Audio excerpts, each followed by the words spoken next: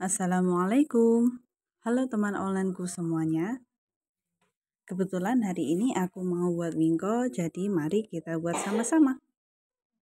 Pertama ini kita campurin dulu gula, margarin, dan juga kelapa parut.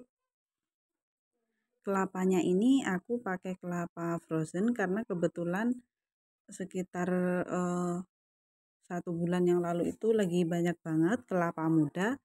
Karena kelapa muda itu lebih cepat busuk, jadi aku parut lalu aku taruh di freezer. Nah, sebelum kita pakai buat wingko, kita keluarin dulu. Setelah mencapai suhu ruang dan sudah tidak beku, bisa kita gunakan. Untuk airnya, aku pakai air kelapa muda. Itu jauh lebih ekonomis daripada kita pakai spirit, tapi kalau nggak ada juga bisa pakai spirit ya teman-teman.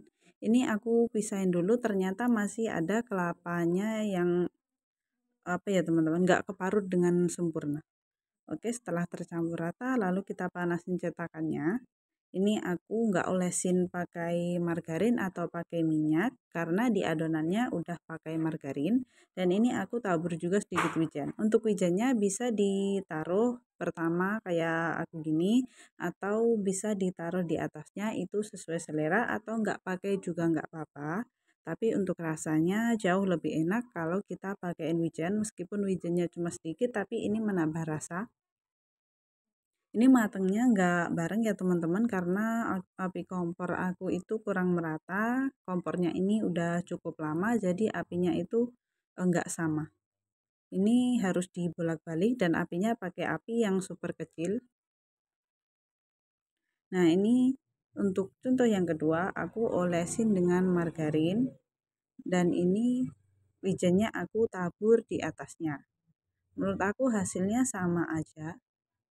Dan walaupun nggak dioles margarin sama sekali, ini bisa dibalik ya teman-teman, karena pakai kelapa yang cukup banyak.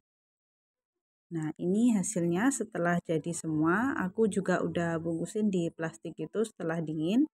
Untuk harga jualnya ini aku jual di harga 1.500. Tapi kalau kita jualnya di kota harganya bisa lebih karena di kota itu mungkin harga kelapanya lebih mahal ya teman-teman. Aku tata di dus seperti ini karena ini buat acara orang yasinan ya, dan nggak mau ditaruh di box sekalian, jadi aku taruh di dus kayak gini. Resep wingko ini juga bisa di oven ya teman-teman. Kalau mau di oven, caranya pertama kita tata dulu di loyang sampai rata. Kukus dulu sekitar 20-30 menit.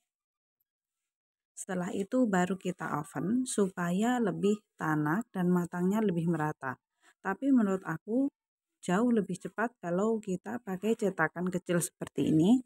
Atau kalau mau hasilnya itu lebih besar juga bisa pakai cetakan Happy Call yang teflon yang kotak ya teman-teman.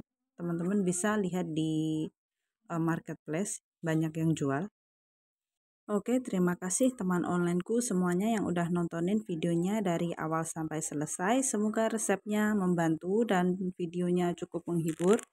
Sampai jumpa di video yang selanjutnya. Wassalamualaikum warahmatullahi wabarakatuh.